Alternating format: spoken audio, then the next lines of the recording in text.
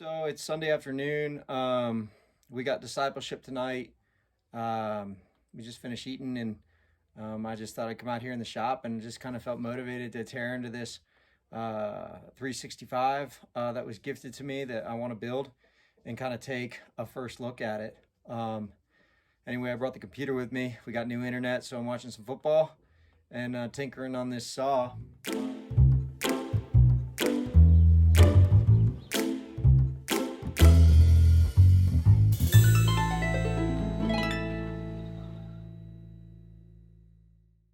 I had to do some research because there's all different kinds of 365s out there.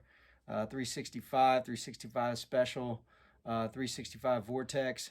And this particular, it was like a show model, a display model saw. And it doesn't have any serial number or stickers or anything like that on it. So I had to tear into it to see what it actually is. And I've learned that it's 365.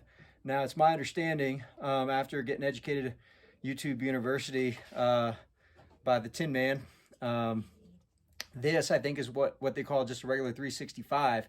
And they didn't offer these in the States. Typically, in the States, you have 365 Special. This has just open transfers. And the 365 Special had closed transfers, four closed transfers. And so that was good information to know. And it's got this bolt-on intake boot. So I'll show you what I've got and kind of what we're looking to accomplish.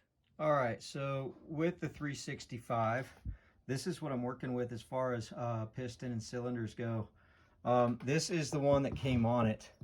And that's the piston, a single ring. This is a FarmTech. This is a FarmTech I purchased that I plan on putting on it. It's a big bore, so we're going from a 48 to a 52 millimeter bore. And it looks like I need to measure inside, but it looks like we're going to be pretty close on the stroke. The pistons are identical in height. Basically, and the wrist pins look to be set in about the same location, so I'm gonna have to pull some tighter measurements, but it looks like we're gonna be good on the stroke. And we'll play with a gasket or no base gasket and see what the squish is. And then I had this one sitting around and I thought maybe this might be a better option. I didn't really remember what it looked like. It was another 52 millimeter aftermarket piston I ordered online for another guy that we'd ended up not using. But the piston has a lot lower of a wrist pin, and it's only a single ring, which doesn't bother me too much, but it's a little bit lower. I'm just concerned that because the wrist pin is so much lower that the stroke in the 365 isn't going to be, it's going to like bang on the top of the this cylinder. Possibly, but I'm not even going to try it or figure it out, and I'll tell you why. Because the transfers on this FarmTech are much nicer. We're going to start by porting the transfers. We're going to knock this down right here and open them up nice and big. And this only got single transfers.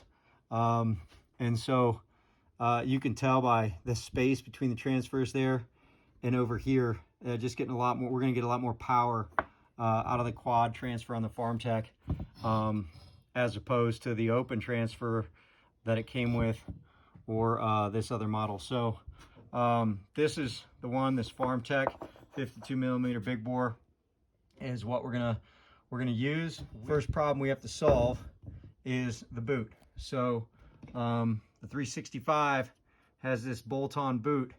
And when I took it off, that's why I got this one out of the box, because I thought this boot, it might work on this one, but it won't. That's that's for like a 281 that has a plastic like tunnel to the carburetor. And so what I need to do is I need to find a new boot. I need to find a round boot that'll clamp on here.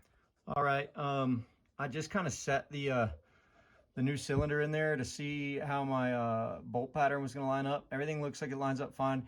This is the only issue that I have to work on is, again, the intake. You can see a boot's not going to fit on there. I'm going to have to kind of cut some of that plastic out of the way. But the cap, I mean, the top fits real nice. I'm not hitting up on the top of the cylinder. Cylinder height is good. Width, there's room. The exhaust seems to line up. Just got to make some modifications on the intake here. That should be it as far as getting it to fit on there. So we just checked the squish on this FarmTech while we had it fit on there. And it's 0.04. I'd like about half that. 0.042 is what I ended up with. 0.043. I'd like about half that. I'd like to go 0.02 with the squish. And that was with no base gasket. So we're definitely not putting a base gasket in it.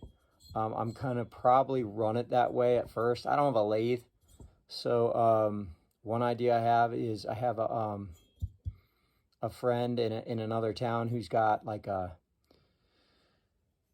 big metal lathe, but I don't know, he'll have to probably, he's never done one of these. We might have to build a jig or something. But we might try and grind down the base and take that 2/100ths of an inch off the base to get a better squish. But that's down the road. So we just finished porting one side of the transfers, and this is kind of where we're at.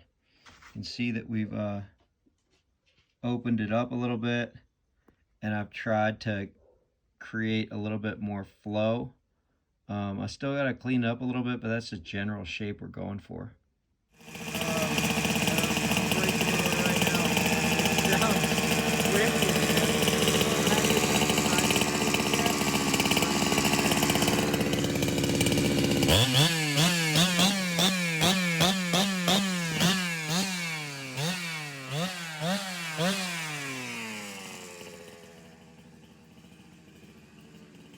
It sounds loud, right? Even without having adjusted it, the trigger response is awesome.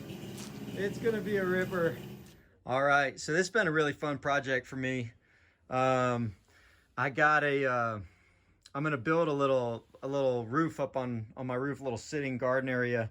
And I talked to a friend and I was telling him about it, one of my national brothers, and he said, well, I'll give you a pine tree and we can take that new saw of yours and go up there and drop that pine tree and mill your lumber out of it, and I'll give it to you. And so that's gonna be the first time we use this saw out in the field. But I want to give you a little walk around. 28-inch bar. Went ahead and got the double dogs on there and full wrap handle. We did the custom exhaust. 7/8 inch inside diameter pipe. We got the 52 millimeter kit all in there squared away. I went ahead and got this aftermarket air filter for it. You know, the only thing you can find down here is the paper ones. I ordered this online, so it's washable. I thought about putting the high boy or the tall boy air filter kit on it, and it would look beefy, but I just thought I'd kind of keep it simple with this one. That might come down the road if we end up messing with the timing. But right now we just ported the transfers, and you can see kind of we've worked out that intake boot situation, got that all fit and squared away in there. The one thing you can't see is other than the transfers, the only thing I did, I just kind of widened out the inside diameter of the intake. I didn't change the timing at all by lowering the floor. Just opened up, just widened up the where the intake boot hooks on, took some of that metal out, and did the same thing on the exhaust, but I have not touched the timing at all. So anyway, there she is, and let's fire up, put her in the wood.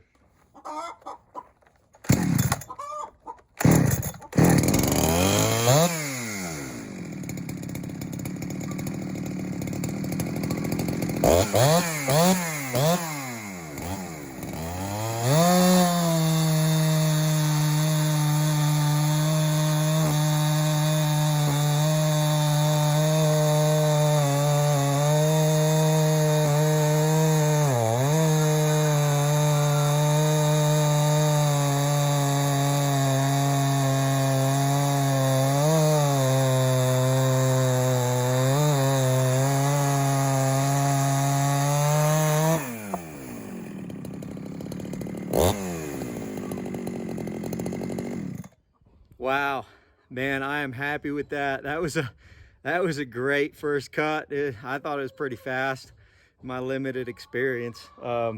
Again, man, this is hard wood. This thing's been sitting out here in the sun for months. These cookies falling off here. My kids play on them and jump on them and everything, and they don't break. So I'm really happy with the way she cut. Didn't seem to bog at all, and I'm gonna run it like this for a while, and like I said, maybe do that timber project, and then maybe one of these days down the road we'll come back to it. But for now, I think I got myself a great work saw.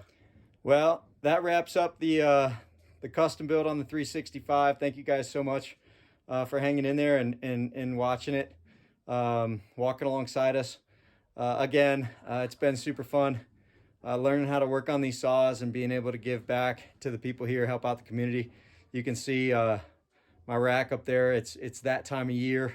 People are starting to bring their saws in, and I'm just really enjoying keeping these guys running and keeping them in the wood.